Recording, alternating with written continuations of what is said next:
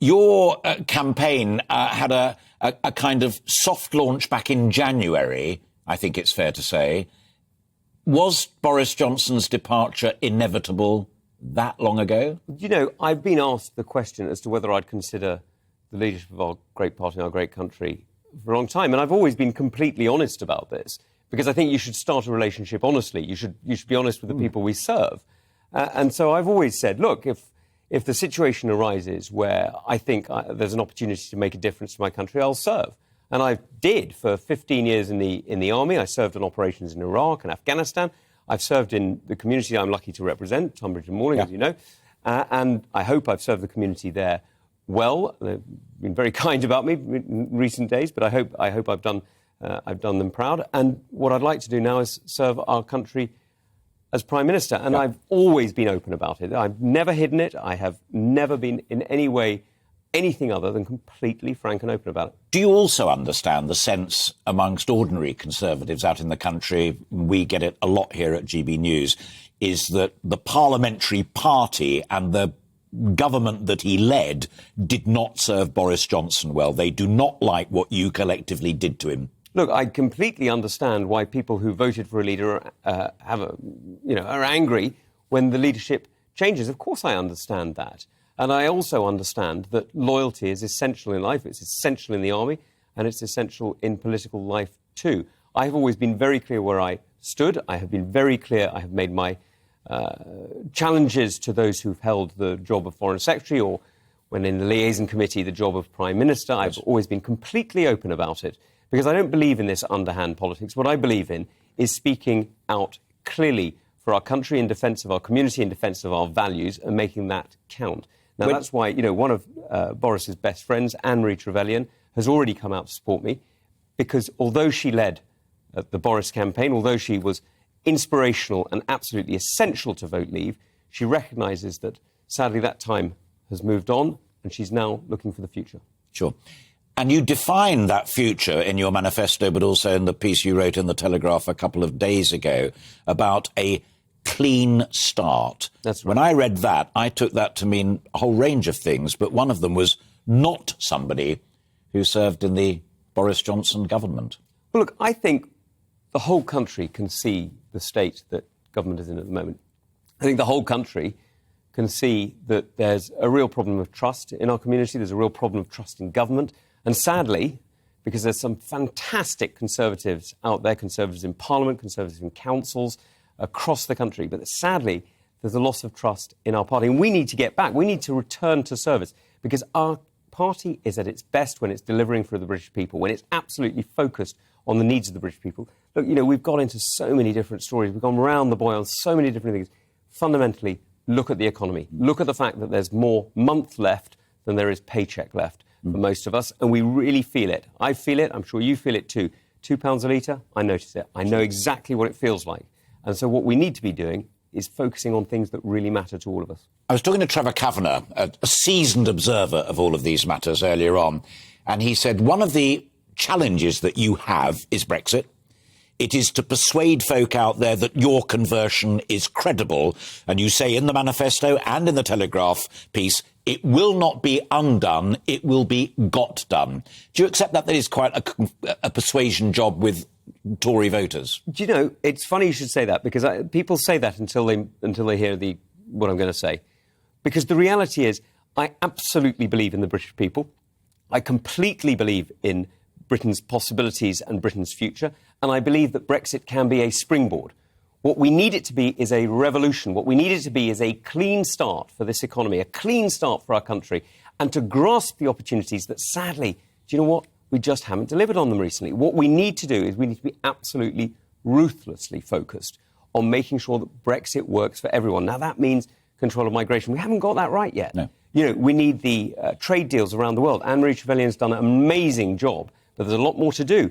And yes, it does mean sorting out any number of different issues that we need to smooth over, close off, get right. But, we can build new alliances, we can build new partnerships, and we're doing it already. I've already started the Viking parliaments, all the way from Ireland to the Baltic Sea, different ways of working together in Europe, partnering with NATO, looking at different gaps in the agreements that we can make work. I've already been, on many occasions, building the alliance with the United States, which, as you know, is extremely close to my heart. I was enormously proud to be decorated by the 82nd Airborne in Helmand a number of years ago.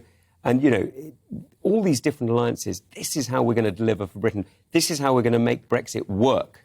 How tough is Tom Tugendhat on immigration? The Sun poll shows it this morning as being the top issue for Conservative voters. Let me be absolutely clear. There is no way that human traffickers and those who effectively treat the most vulnerable in the world as slaves to their greed will be tolerated in any way at any time. But is Rwanda the way to deal with it, where the people who are the subject of the Rwanda policy are the victims of those criminals, not the criminals? So you're absolutely right.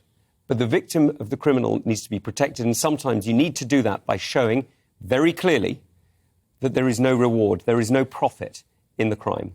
And that's what the Rwanda policy is important for. But let's not pretend... Yeah, but you would stand by the Absolutely. Rwanda policy. Let me be very clear. The Rwanda policy is essential, but it's not enough. And this, even Priti has said it herself, and, you know, she's been very clear on this.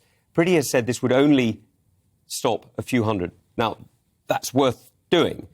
But what we really need to be focused on is closing down the route. And you only do that if you get serious in North Africa, if you get serious in the Mediterranean. And that's why I've already been speaking to various leaders in Libya, and I've already been engaging with various different people in North Africa and in the Sahel, the Sahara Desert, to make sure that what we do is we close down those routes. Because if you think it's bad in the English Channel, and it is, by the way, it is much worse in the Mediterranean, where hundreds are dying every year, and it's absolutely criminal what's happening in the Sahara. Quite literally, there are smuggling routes of people where there are thousands left to die in the desert. This is human trafficking. It's a modern form of slavery. It's wrong, and it must stop.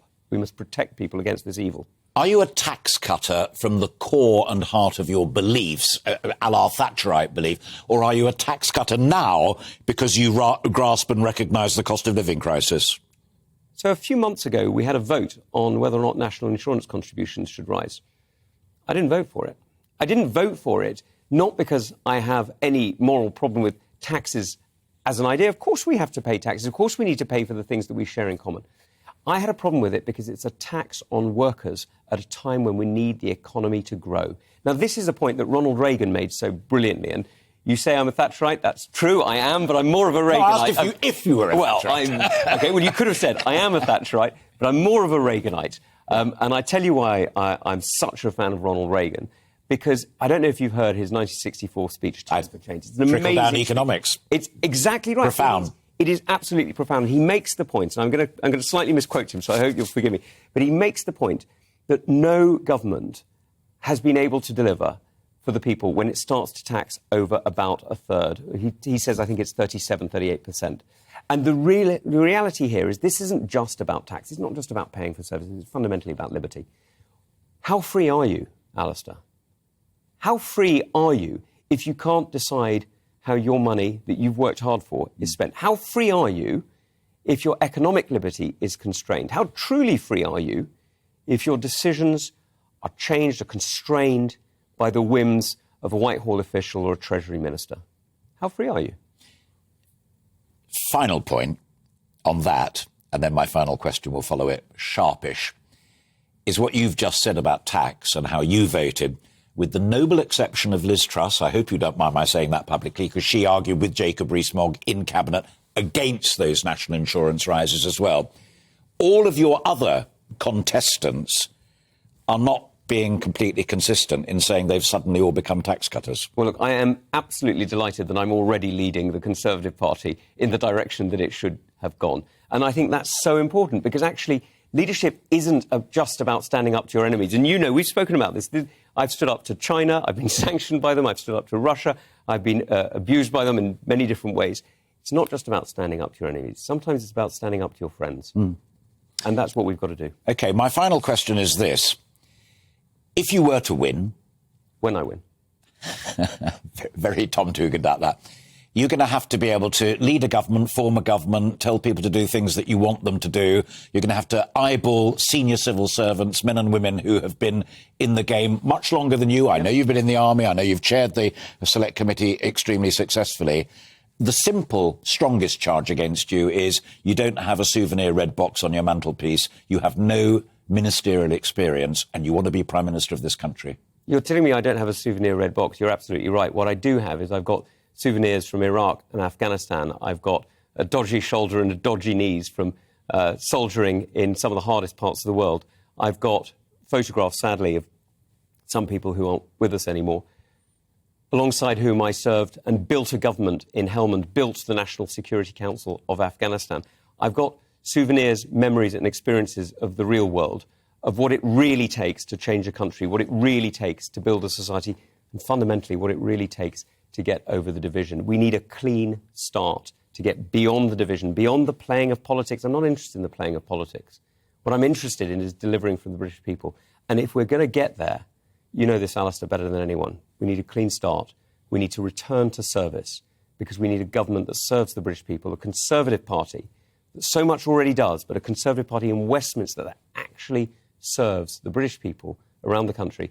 We need the Union to come together properly as one Great Britain, Northern Ireland, United Kingdom, and then we need a new deal for Britain to make it all work. Now, we can deliver it. And the way we do it is we have a 10-year economic plan so that we balance north, south, east, west, rich, poor.